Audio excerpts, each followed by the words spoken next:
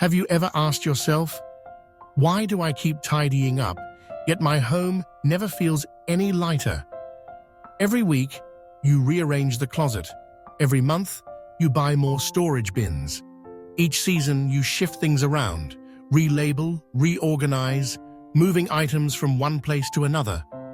And yet, every time you look around, there's still this unspoken heaviness in the air. Something still doesn't feel right, even though everything looks more organized. But this isn't just your story. Many older adults across the US, Australia, Canada, and the UK have felt the exact same way. Some have lived in the same home for more than half their lives. They've collected a lifetime of memories and the things that represent them. And deep down, they're trying to reorganize in an attempt to regain control over something that feels like it's slipping away. This video isn't about how to sort your belongings. It's not about storage bins, new shelves, or clever labeling hacks. It's an honest conversation about why no amount of organizing ever truly makes you feel lighter, and why organizing, which seems like it gives you control, might actually be what's keeping you stuck. Not just stuck in your house, but stuck in your mind. By the end of this video, you'll see decluttering after 60 in a whole new light. You'll understand why clutter isn't the real problem. It's just a symptom. And more importantly, you'll know what to do to finally break free from the trap. If you're someone who's been searching for relief, if you've ever looked around your home and sighed quietly, then stay with me until the very end.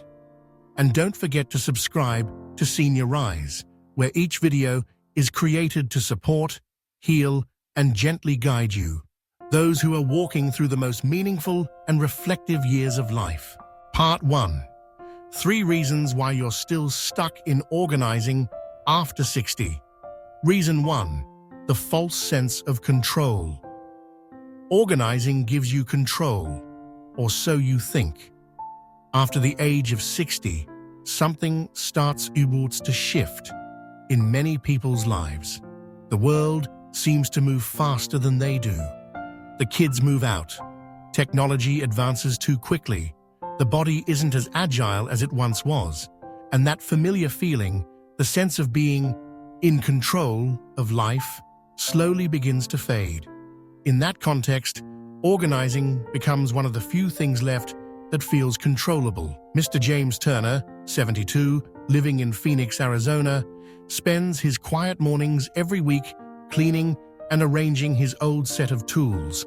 From screwdrivers to wrenches, everything is lined up perfectly, each item neatly labeled. But here's the thing, he doesn't use them anymore. His hands aren't steady. His eyesight has declined. And yet, that garage, where everything remains in the right place, gives him a deep sense of comfort. One afternoon, sitting near the doorway, he softly said, "There's not much I really control these days, but at least I know exactly where my hammer is." What seems like a simple statement actually reveals something deeply human. When life becomes unpredictable, a tidy corner of the home becomes a place to find ourselves again. But here's the truth we all need to realize. Control is not the same as freedom.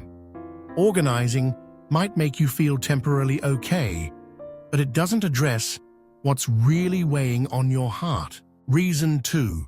Emotional avoidance, a silent defense mechanism. We keep busy so we don't have to feel. Some people live alone after losing a loved one. Others feel emotionally empty, even when their homes are filled with noise and movement.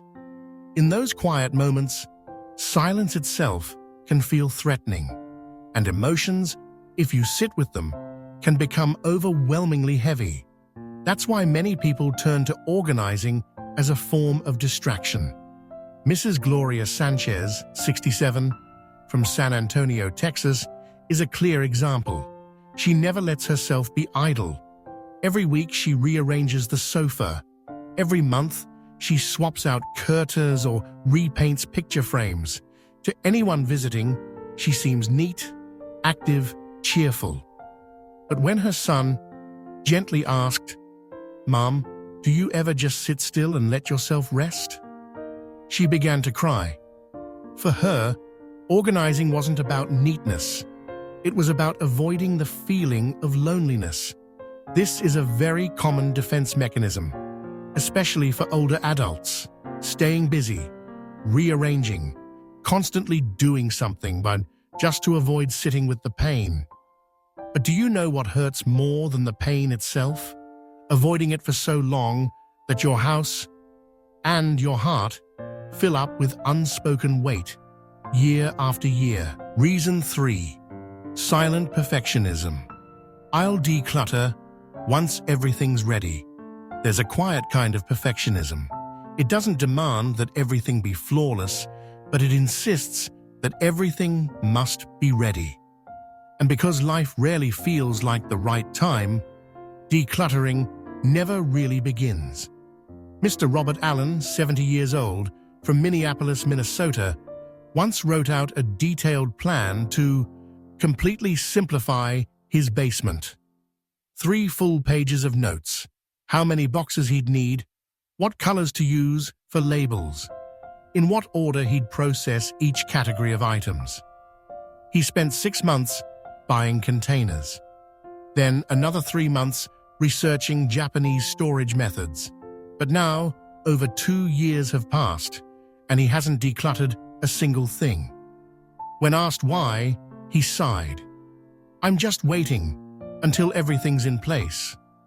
But truthfully, there's no such thing as the perfect moment to start. No one wakes up on a sunny morning feeling fully energized and emotionally prepared to let go of memories.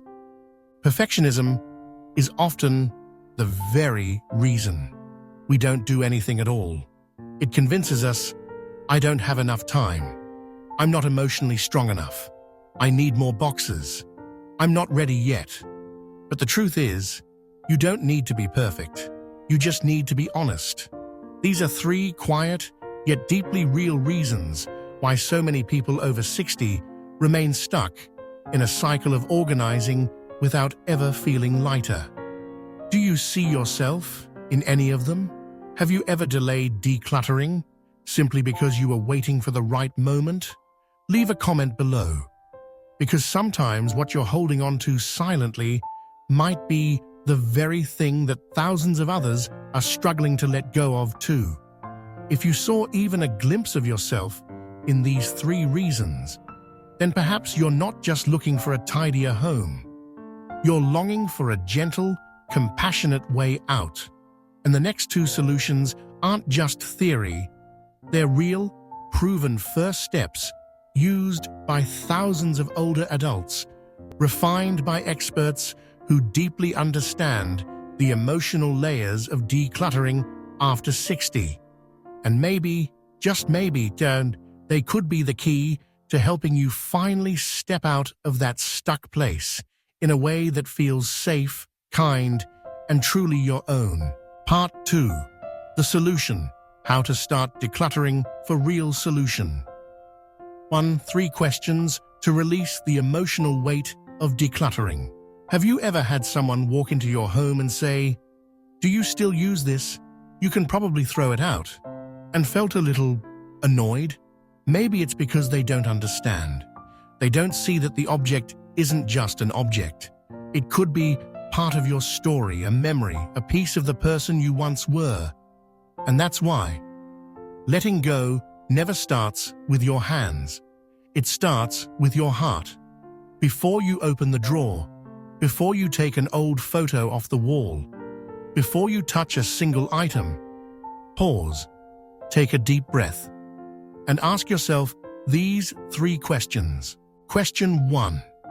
What am I really trying to hold on to through this item? We don't always hold on to things because of the object itself. We hold on to what it represents. A broken watch may remind you of your late husband. An old wedding dress might carry the spirit of your youth. A dusty stack of documents might whisper, "You were once needed, busy, valuable." So ask yourself, what am I trying to preserve? A person, a memory, a piece of who I used to be? And then ask, can I keep that without keeping this? If the answer is yes, maybe the object no longer needs to stay. Question 2. What am I afraid of if I let this go? Some fears are silent. Afraid of forgetting a loved one. Afraid you'll need it someday. Afraid of losing part of your identity. Be honest with yourself, because only when you name the fear can you begin to walk through it. Maybe you worry that if you let go of the scarf your mother knitted, you'll lose your connection to her. But did you know? Love isn't stored in fabric.